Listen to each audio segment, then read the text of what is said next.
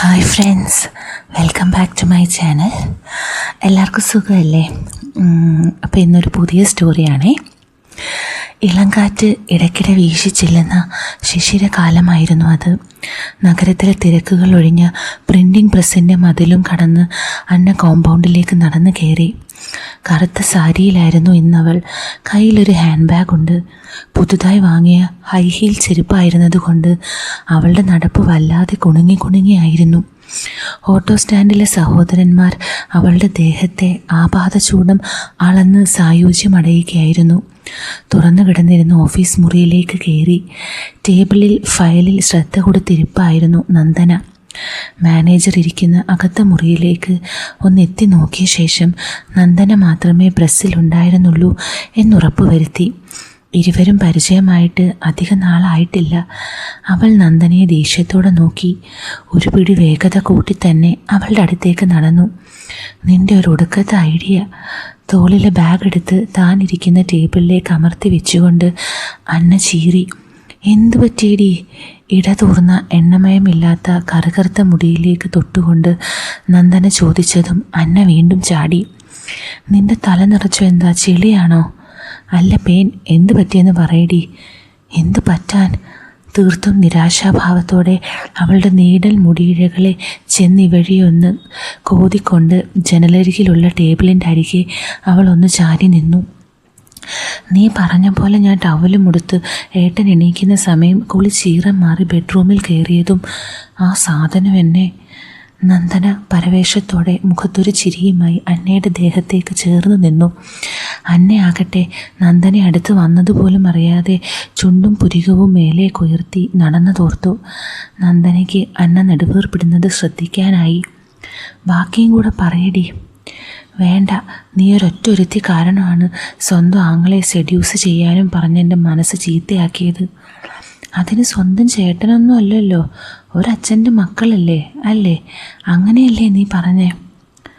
അതിലെന്തിത്ര പ്രസക്തി? കാണേണ്ടതെല്ലാം ആണൊരുത്തം കണ്ടില്ലേടി പോത്തേ. നന്ദനയുടെ ചന്തിയിൽ അന്നെ ഒരു പിച്ചു കൊടുത്തു. അമ്പടി ജിജിനാക്കടി. അപ്പോൾ അതാണല്ലേ സംഭവിച്ചേ? അറ്റാച്ച്ഡ് ബാത്റൂമിൽ നിന്നും ടവലുടുത്ത് കാലെടുത്ത് ബെഡ്റൂമിലേക്ക് വെച്ചതും ആ സാധനം എന്നെ പൊക്കിയെടുത്തടി. എന്നിട്ട് പറ മോളെ. നന്ദനയ്ക്ക് ആകാംക്ഷ കൂടി. Good morning. താറാവിനെ പോലെ കഴുത്തും ചുണ്ടുമുള്ള ഓഞ്ഞ മുഖത്ത് കയറുള്ള ഒരു മുഖക്കണ്ണാടിയുമുള്ള ഒരു മനുഷ്യൻ ജഗദീഷ് നടക്കുന്ന പോലെ പ്രസ്സിലേക്ക് കയറി വന്നു. മാനേജരാണെന്ന് പറയാം. അയാൾ അന്നയും നന്ദനയും ഒരുപോലെ വളയ്ക്കാൻ നോക്കുന്നുണ്ടെന്നും ഇരു തരുണീമണികൾക്കും നല്ലപോലെ അറിയുകയും ചെയ്യാം. അതുകൊണ്ട് തന്നെ ശമ്പളമൊക്കെ കൃത്യമായി കൊടുക്കും.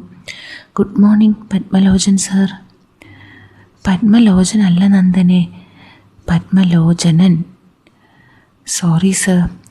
കൊഞ്ചിക്കുഴയുന്ന പോലെ നന്ദന അങ്ങേരെ ഒന്ന് സുഖിപ്പിച്ചു. പേരൊക്കെ രണ്ട് പെണ്ണുങ്ങൾക്കും അറിയാമെങ്കിലും അവരങ്ങനെയേ വിളിക്കൂ. ജോലി തുടർന്നുകൊണ്ടിരുന്നു. രണ്ടു പെണ്ണുങ്ങൾക്കും 5 മണിവരെ ചെയ്യാനുള്ള പണിയുണ്ടാകും. ഉച്ചയ്ക്ക് അങ്ങേര് പുറത്തു പോയാണ് കഴിക്കുക. ആ സമയമാണ് അന്നയും നന്ദനയും കുൽസിത കാര്യങ്ങളെക്കുറിച്ച് ഗവേഷണം തുടരുക. ഹാവു, അങ്ങേര് പോയപ്പോൾ എന്തൊരാശ്വാസം. എന്താടി എന്നെ ഉച്ചയ്ക്ക് കഴിക്കാൻ? പുളിയവരക്കയും മാങ്ങയും പിന്നെ ചെമ്മീൻ ചമ്മന്തിയും ഉണ്ട്. അമ്മയാണോ ഉണ്ടാക്കിയേ അതോ നീയോ? അമ്മ. ശരി, വാ ഫുഡാ. ഇരുവരും മാഞ്ചോട്ടിലിരുന്ന് കഴിക്കുന്നതിനിടെ നന്ദന വീണ്ടും ചോദിച്ചു, നിന്നെ അനിയേട്ടൻ ശരിക്കും കണ്ടോ? എന്നെ പൊക്കിയെടുത്തതും എൻ്റെ ഈശോ, ആ നിമിഷം ഞാൻ ശരിക്കും പേടിച്ചു. ഞാൻ പോലും അറിയാതെ.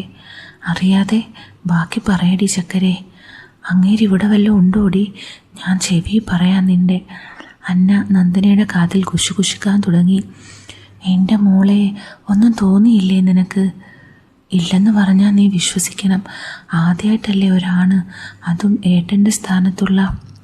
ഇതിനു മുമ്പ് ചില കെട്ടിപ്പിടിക്കൽസൊക്കെ ഉണ്ടായിട്ടില്ലേ? അപ്പോൾ അങ്ങനെയാണോ ഇത്? കുഴപ്പമായോ? അപ്പോൾ മിണ്ടരുത്.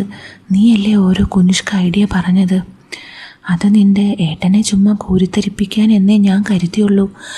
പുള്ളി ഇങ്ങനെ ഫാസ്റ്റ് ആകുമെന്ന് ഞാൻ കരുതിയോ? നീ ഇനി പെട്ടെന്ന് അമ്മയുടെ കൂടെ കിടന്നാൽ അതും കുഴപ്പമാകില്ലേ? അതുണ്ടാകില്ല. നാണത്തിൽ പൊതിഞ്ഞ അന്നയുടെ മിഴികൾ എന്തോ ഉൾക്കിടലത്തോടെ മിടിച്ചു. അതെന്താ, നീ മാറിക്കിടക്കന്നെ ചുമ്മാ. നന്ദന അവളുടെ സ്വത്തസിദ്ധമായ കൂർത്ത നോട്ടത്തിൽ ചിരിയും ഒളിപ്പിച്ചുകൊണ്ട് അന്നയോട് ആരാഞ്ഞു. മാറിക്കിടക്കാന്ന് വെച്ചാൽ ആകെ 2 മുറിയല്ലേ ഉള്ളൂ. ഒന്നിൽ അനിയേട്ടൻ്റെ അമ്മയും അച്ചമ്മയും കൂടെ കിടക്കും. എങ്കിൽ അമ്മയോട് പറ. അയ്യോ, അത് വേണ്ട, അനിയേട്ടൻ പാവമാ. ഞാൻ കൊതിപ്പിച്ചത് കൊണ്ടല്ലേ. അനിയേട്ടനെ കുറിച്ച് ഞാൻ അമ്മയോട് പറയില്ല. അമ്മയ്ക്കത് വിഷമാവും. ഞാൻ ആ വീട്ടിൽ താമസമായപ്പോൾ മുതൽ അനിയേട്ടൻ എന്നോട് അടുപ്പം കാണിക്കാറില്ലായിരുന്നു. അമ്മ ഒരുപാട് തവണ അനിയേട്ടനോട് സംസാരിച്ചെങ്കിലും ഫലമുണ്ടായില്ല. പിന്നെ അമ്മ അതിന് പരിഹാരമായാണ് അതേ നിർദ്ദേശിച്ചത്. ഫലമായി ഞാനും അനിയേട്ടനും ഒരു മുറിയിൽ ഒരേ ബെഡിൻ്റെ അറ്റത്തായി കിടപ്പ് തുടങ്ങിയത്. അപ്പോഴേക്കും അച്ഛൻ പേർഷ്യയിലേക്ക് തിരികെ പോവുകയും ചെയ്തു. ആദ്യമൊക്കെ ഏട്ടനും അനിയത്തിയും തമ്മിൽ ചെറുചിരി. പിന്നെ എന്തോ എവിടെയോ ഞങ്ങൾക്കിടയിൽ, അറിയില്ല. ശരിയാ, നീ ജസ്റ്റ് സൂക്ഷിച്ചാൽ മതി. പോവിടുന്ന്. എന്ത് സൂക്ഷിക്കാൻ? എൻ്റെ ഏട്ടൻ എന്നെ തൊട്ടാ ഞാൻ. സ്ത്രീ സഹജമായ ലജ്ജ കീഴ്പ്പെടുത്തുമ്പോൾ അവളുടെ ചുണ്ടുകൾ വിടർന്നു. കവിളിണകളുടെ ശോണിമ കൂടി വന്നു. എടി ഭ്രാന്തി, നീ ഇത് നിൻ്റെ വായിന്ന് കിട്ടാനാണടി ഞാൻ ഇത്രയും പറഞ്ഞത്. പെരുങ്കല്ലി, ആണിൻ്റെ മണം അടിച്ചപ്പോഴേക്കും കണ്ടില്ലേ? നീ കാരണമെല്ലാം. അതിലെനിക്ക് സന്തോഷമേ ഉള്ളൂ. പിന്നെ എന്ന് മുതലാ നിങ്ങൾ 2 കൂടെ ഒന്നിച്ച് കിടപ്പ് തുടങ്ങിയത്? +2 പഠിക്കുകയായിരുന്നു ഞാനപ്പോൾ. അമ്മ മരിച്ചതിന് ശേഷം ഞാൻ ആ വീട്ടിൽ തനിച്ചായിരുന്നു. ഒറ്റപ്പാലത്തുള്ള വിമൻസ് ഹോസ്റ്റലിൽ തങ്ങാനിറങ്ങുമ്പോഴാണ് അച്ഛൻ്റെ വരവ്. പിന്നെ ബാഗും സാധനവും എടുത്ത് പിന്നെ അച്ഛൻ്റെ ഒപ്പം ഞാൻ ഇങ്ങോട്ടേക്ക് പോന്നു. അനിയേട്ടൻ്റെ അമ്മയ്ക്ക് എന്നെ ജീവനാ. അച്ഛൻ്റെ കാമുകിയിലുണ്ടായ മകളെപ്പോലെയല്ല, സ്വന്തം മോളെപ്പോലെയല്ല എന്നെ നോക്കുന്നത്. ഈ 4 വർഷത്തിനിടയിൽ എന്തെല്ലാമോ മാറ്റങ്ങൾ ജീവിതത്തിലുണ്ടായി. പക്ഷേ ഒരു ക്രിസ്ത്യാനി പെണ്ണായ എന്നോട് സ്വന്തം വീട് പോലെ തന്നെയാണ് ആ വീട്ടിലെല്ലാവരും. ഓരോ ഉരുള വീണ്ടും വീണ്ടും പാത്രത്തിലിട്ട് ഉരുട്ടിക്കൊണ്ട് അന്ന പഴയതെല്ലാം ഓർത്തെടുക്കാൻ ശ്രമിച്ചു. നന്ദന അതെല്ലാം കേട്ട് ഇളംകാറ്റിലെ അവളുടെ മുടി ഇടം കൈകൊണ്ട് പയ്യെ മാടി ഒതുക്കി. നിനക്ക് നിൻ്റെ അനിയേട്ടനെ ഇഷ്ടമാണെന്ന് ഞാൻ വിചാരിച്ചടി. അതാ സോറി. അത് സാരമില്ല. കൈ കഴുകാൻ വാ. ഇരുവരും 3 കഴിഞ്ഞ ശേഷം ജോലിയിൽ വ്യാപൃതരായി. ശേഷം തിരക്കുള്ള ബസ്സിൽ കയറി ഇരുവരും സീറ്റിലിരുന്ന് വർത്താനം പറഞ്ഞു തുടങ്ങി. ഏട്ടൻ വൈകുമല്ലേ വരാൻ? പോലീസ് സ്റ്റേഷനിൽ SI സാറിനെ വീട്ടിലേക്കാക്കിയിട്ടേ വരൂ. 9 മണി കഴിയും. ശരി. ജംഗ്ഷനിലെ സ്റ്റോപ്പിൽ നിന്നും 5 മിനിറ്റ് നടക്കാനുണ്ട് വീട്ടിലേക്ക്. അന്ന നടക്കുന്നതിനിടെ പിറകിൽ ജീപ്പിൻ്റെ ശബ്ദം കേട്ടതും അവൾ തിരിഞ്ഞു നോക്കി. എൻ്റെ ദേവി, ഏട്ടൻ. അവൾ മാറിൽ കൈവച്ച് മനസ്സിൽ ഉരുവിട്ടു. കയറിക്കോ. ജീപ്പിൽ ആരും ഉണ്ടായിരുന്നില്ല. ഡ്രൈവിംഗ് സീറ്റിൽ അനിരുദ്ധൻ മാത്രം. കട്ടിമീശയും 5.25 അടി ഉയരവും കരിവീട്ടി പോലെയുള്ള ദേഹവുമുള്ള യുവാവ്. ഏതു പെണ്ണും അവനെ ഒന്ന് കൊതിക്കും. SI സാറിൻ്റെ അച്ചായത്തി ഭാര്യയ്ക്കും അവൻ്റെ മേലെ ഒരു കണ്ണുണ്ട്. അവൻ അന്നയോട് ദേഹത്ത് നിന്നും കണ്ണെടുക്കാതെ അവളെ തന്നെ നോക്കി. അന്ന മാൻപേടയെ പോലെ മടിച്ച് ഫ്രണ്ട് സീറ്റിലേക്ക് ചന്തി അമർത്തി. ഇരുവരും മുഖത്തോട് മുഖം 1 സെക്കൻഡിൻ്റെ 4ൽ 1 സമയം മാത്രം നോക്കി. വണ്ടി പയ്യെ നീങ്ങി തുടങ്ങി. ജീപ്പ് നാൽക്കവലയിലെത്തിയതും അനിരുദ്ധൻ ബ്രേക്ക് ചവിട്ടി. അന്ന പക്ഷേ അനിരുദ്ധൻ്റെ മുഖത്തേക്ക് നോക്കാൻ വെപ്രാളപ്പെട്ടുകൊണ്ട് ബുദ്ധിമുട്ടുകയായിരുന്നു. അവളുടെ നെറ്റിയും മൂക്കിലും വിയർപ്പ് കണങ്ങൾ സന്ധ്യയ്ക്ക് വിരിഞ്ഞ പൂവിലെ മഞ്ഞുതുള്ളി പോൽ ജ്വലിച്ചു. അനിരുദ്ധൻ ഒരു നിമിഷം അത് കണ്ട് കൊതിയും പൂണ്ടു. അവളുടെ മുഖത്തെ പ്രഭയെ ആരാലും വർണ്ണിക്കാനാകില്ലെന്ന് സ്വയമേ പറഞ്ഞു. ലാസ്യവദനത്തിലെ കാമം വിടരും ശോണിമ നുണഞ്ഞുകൊണ്ട് അന്നയോട് അവൻ പയ്യെ ചോദിച്ചു, എന്തേലും വാങ്ങാനുണ്ടോ? അന്ന നാണിച്ച് തലയാട്ടി. എന്തേലും പറയടി. ചിരിക്കുന്നോ? സോറിയോ? എന്തിനാ അന്ന മോളെ? ഞാൻ ചുമ്മാ ചെയ്തതായിട്ടാ. അതെ, ഞാൻ നിന്നോട് കുറേ നാൾ മിണ്ടാതിരുന്നത് ഓർക്കുന്നുണ്ടോ നീ? ഞാൻ നമ്മുടെ വീട്ടിൽ വന്നതിന് ശേഷം 4 മാസവും 21 ദിവസവും കഴിഞ്ഞ ഏട്ടൻ എന്നോട് ഒരു വാക്ക് മിണ്ടുന്നത് അത്രേ ഓർമ്മയുണ്ട്. നീ എന്തിനാ എന്നെ അവിടെ എവിടെയും കാണിച്ച് കൊതിപ്പിക്കാൻ തുടങ്ങിയ ശേഷമാ എനിക്ക് നിന്നെ ഇഷ്ടമായേ. പക്ഷെ അതുപോലെയല്ല ഇപ്പോൾ. അതിന് തീവ്രത ഒരല്പം കൂടിയ പോലെ. അത് ഇന്ന് രാവിലെ എനിക്ക് മനസ്സിലായി. പിന്നെ ദേഷ്യം വരില്ലേ? എത്ര ദിവസമായി നീ എന്നോട് പിണക്കം കാണിച്ച് നടക്കുന്നു. ഇന്ന് പക്ഷേ സംസാരിക്കാമെന്ന് വെച്ചതാ, അപ്പോഴേക്കും എൻ്റെ കൺട്രോൾ പോയി. പിന്നെ കല്യാണം കഴിക്കണം എന്നൊക്കെ പറഞ്ഞാൽ നടക്കുന്ന കാര്യമാണോ? എനിക്ക് 20 വയസ്സായിട്ടുള്ളൂ. ശരി, ഇനി അതും പറഞ്ഞ് പിണങ്ങേണ്ട എൻ്റെ പൊന്നുമോൾ. അല്ല, എന്താ നീ ഇപ്പോൾ പറഞ്ഞേ? 20 വയസ്സായിട്ടുള്ളെന്നോ? അപ്പോൾ 25 നീ എന്നെ കെട്ടാൻ സമ്മതിക്കുമോ? അങ്ങനല്ല, ഈ ബുദ്ധൂസിന് പറഞ്ഞാലും മനസ്സിലാവില്ല. കല്യാണം കഴിക്കണ്ടെന്നല്ലേ പറഞ്ഞുള്ളൂ, ബാക്കിയൊക്കെ ചെയ്യാൻ ഞാൻ റെഡിയാ. മോളെ ഞെട്ടണ്ട, ഞാൻ തന്നെയാ. നിന്നെ വേറൊരുത്തൻ തൊടുന്നത് എനിക്ക് പറ്റില്ല. അച്ഛനെങ്ങാനും അറിഞ്ഞാലുണ്ടല്ലോ, ഏട്ടനെ വെച്ചേക്കില്ല, കൊല്ലും. നീ എൻ്റെ ഒപ്പം ഇറങ്ങി വരുമോ?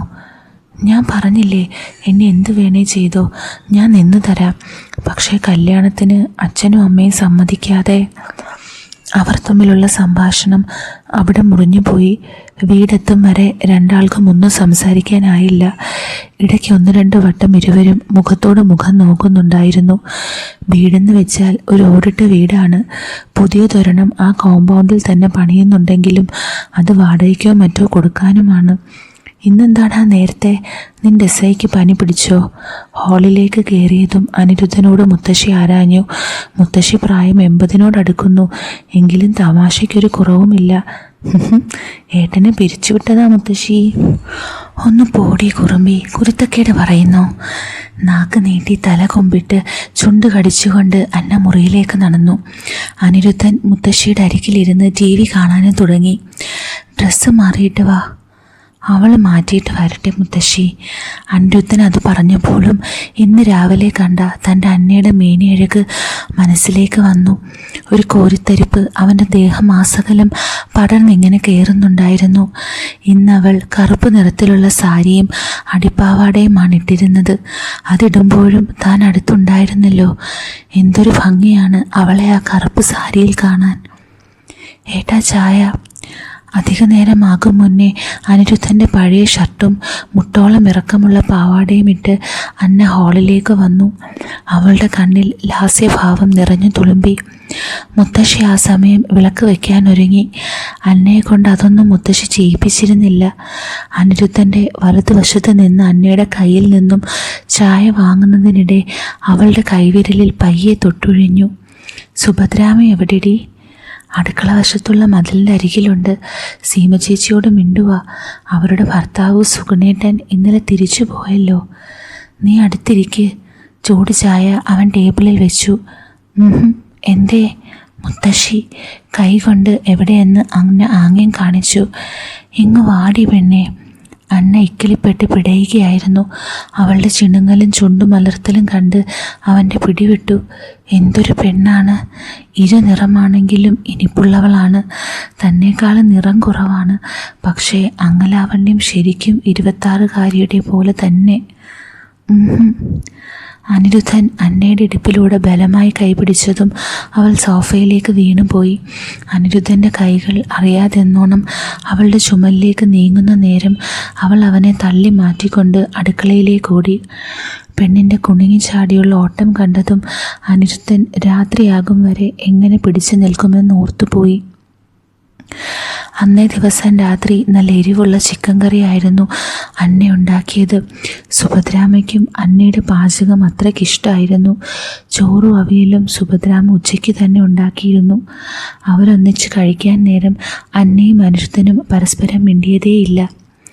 എന്താണ് രണ്ടാളും കൂടെ ഒരുമിച്ച് കിടന്നുറങ്ങുന്നവരാണെങ്കിലും മിണ്ടാട്ടമില്ല. ഇനിയും നിങ്ങളുടെ പിണക്കം മാറിയില്ലേ? പപ്പടം ചെറുതായി പൊടിച്ചുകൊണ്ട് സുഭദ്രാമ അന്നയെ നോക്കി. അവൾ നാണം വരുന്നത് കടിച്ചു പിടിക്കുകയായിരുന്നു. പക്ഷേ സുഭദ്രാമയ്ക്ക് തോന്നിയത് അന്നയ്ക്ക് കുഴപ്പമൊന്നുമില്ലെന്നും തൻ്റെ പോലീസുകാരൻ പുത്രനാണ് കലിപ്പെന്നുമാണ്. എടാ, മര്യാദയ്ക്ക് അവളോട് സംസാരിച്ചോ. അവൾക്ക് നീയും നിനക്ക് അവളുമല്ലേ ഉള്ളൂ. ആദ്യം അവൾ ഈ വീട്ടിൽ വന്നപ്പോൾ ഇതുപോലെ തന്നെ ആയിരുന്നു രണ്ടും. അച്ഛൻ വിളിക്കുമ്പോൾ ഞാൻ പറയും.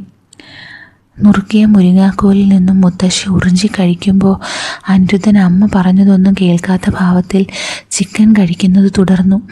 അന്നയുടെ കാൽപാദം അനിരുദ്ധൻ്റെ കാലിൻ്റെ മുകളിൽ ഒഴിയുകയായിരുന്നു.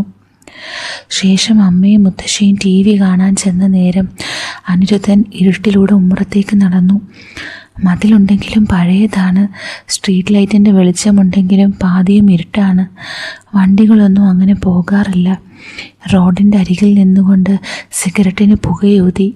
അവൻ്റെ മനസ്സിലപ്പോൾ അന്ന പറഞ്ഞത് തന്നെയായിരുന്നു, എന്തിനാ ഇപ്പോൾ കെട്ടുന്നത്, ബാക്കിയെല്ലാം ചെയ്തൂടെ എന്ന്.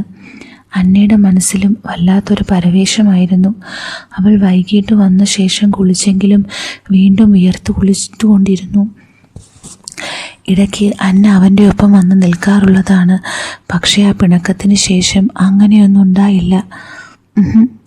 പിറകിൽ മുരളുന്നത് കേട്ടതും അനിരുദ്ധൻ തിരിഞ്ഞു. എന്താടി പേടിപ്പിക്കുന്നേ? ഓ, ഒറ്റയ്ക്ക് നിന്ന് വലിച്ചോ, ഞാൻ പോണു. തത്രപ്പാടിൽ നിന്നും ഒരൊറ്റ തിരച്ചിലായിരുന്നു അന്ന. നിക്കടി അവിടെ. അയ്യോ, എന്നെ പേടിപ്പിക്കുന്നേ, ഒച്ച എടുക്കല്ലേടി. അനിരുദ്ധൻ ചുണ്ടത്തെ സിഗരറ്റ് മണ്ണിലേക്കിട്ടു. അന്നയുടെ മിടിപ്പ് കൂടി. അവൾ ഭയന്നു. അനിരുദ്ധൻ തൻ്റെ ബലിഷ്ഠമായ കൈകൊണ്ട് അവളുടെ വായ അമർത്തി പൊത്തി. ഉമ്മറത്തു നിന്നും അവളെയും വയറിറ്റിൽ ചുറ്റിപ്പിടിച്ച് പൊക്കിയെടുത്ത് വീടിൻ്റെ ഇടതുവശത്തുള്ള പണിതീരാത്ത വീടിൻ്റെ മുറിയിലേക്ക് നടന്നു. അന്ന കാലിട്ടടിച്ചെങ്കിലും അവളുടെ കാലിൽ പാദസരമില്ലാത്തതിനാൽ ശബ്ദമുണ്ടാകുമെന്ന പേടി അവനുമില്ലായിരുന്നു. മേൽക്കൂരയില്ലാത്ത ആ മുറിയുടെ ഉള്ളിലേക്ക് കയറിയതും അന്നെ ആകെ ഭയന്നു. ആദ്യമായാണ് ഇങ്ങനെ ഒരു അനുഭവം. മുഴുവനും ഇരുട്ട്, കൂടെ തന്നെ കുത്തി നുറുക്കാൻ നിന്നാൽ മോഹിക്കുന്ന തൻ്റെ എല്ലാം കൊതിക്കുന്ന പുരുഷനും. വേണ്ടേട്ടാ, കണ്ടില്ലെങ്കിൽ അമ്മ വിളിക്കും ഉടനെ. അമ്മയൊന്നും വിളിക്കില്ല, നീ ഒന്ന് അടങ്ങിയിരിക്കടി. നിലാവ് തഴിച്ച കോഴി പോലെ അവൾ അവൻ്റെ അരികിലേക്ക് തന്നെ നിന്നു. അയ്യോ പ്ലീസ് ഏട്ടാ, ഇതെന്തായി കാട്ടുന്നേ? എല്ലാത്തിനും നേരവും കാലവുമൊക്കെ ഇല്ലേ? ഇത് വേണ്ട പ്ലീസ്. അന്ന കെഞ്ചിയതൊന്നും അവൻ്റെ കാതിൽ കേട്ടതേയില്ല. അന്നയാകട്ടെ എതിർക്കാനുള്ള ശ്രമവും. അനിരുദ്ധൻ അവളുടെ അടുത്തേക്ക് നീങ്ങി നിന്നതും ചുവരിൻ്റെ അരികിലേക്ക് അവൾ തിരിഞ്ഞു നിന്നു. ഓക്കെ അല്ലേ നീ? മറുപടിയായി അവൾ തലയാട്ടുക മാത്രമായിരുന്നു ചെയ്തത്. ഇവിടെ വെച്ചായാലോ? പ്ലീസ്, നമുക്കൊരു മുറിയുള്ളപ്പോൾ വെറുതെ എന്തിനാ ഇങ്ങനെയൊക്കെ? വേണ്ട, എനിക്കെന്തോ പോലെ. ആരും വരില്ല. എന്നാലും നീ തിരിഞ്ഞു നിൽക്കടി. അന്നയുടെ മണിക്കിലുക്കം പോലെയുള്ള ശബ്ദം അവൻ പതിയെ കേട്ടുകൊണ്ട് അവളുടെ ഇരു തോളിൽ കൈവച്ചു. അപ്പോഴവളൊന്ന് ഞെട്ടിയെങ്കിലും തിരിഞ്ഞില്ല. ആകാശത്തേക്ക് നോക്കിയതും ഒരുപാട് നക്ഷത്രങ്ങൾ അവളെ നോക്കി കണ്ണിറുക്കി. അവൾ നാണിച്ചു തലചിരിച്ചു. അനിരുദ്ധൻ അവളുടെ നീളൻ മുടിയിഴകളെ വിരലിനാൽ കോതിയെടുത്തു. ആ കാർക്കൂന്തലിൻ്റെ സുഗന്ധം ലഹരി പോലെ അവൻ്റെ മൂക്കിലേക്ക് തുളച്ചെത്തി. അവളുടെ കാതിനടുത്ത് വന്ന് നിന്ന് അനി മന്ത്രിച്ചു, എൻ്റെ അന്നമോളെ. അവൾ ഓ എന്ന് മാത്രം പറഞ്ഞ് വിളി കേട്ടു. അപ്പോൾ ഈ സ്റ്റോറിയുടെ ബാക്കി പോർഷൻ നമ്മുടെ ടെലഗ്രാം ചാനലിലായിരിക്കും ഇടുന്നത്. അപ്പം അത് കേൾക്കണം താല്പര്യമുള്ളവർ കമൻറ്റ് ചെയ്യണേ. അതിൻ്റെ ചാനലിൻ്റെ ലിങ്ക് ഞാൻ കമൻറ്റ് ബോക്സിൽ കൊടുത്തേക്കാം. വീണ്ടും കാണുന്നവരെ വിത്ത് ലവ്, അലീന.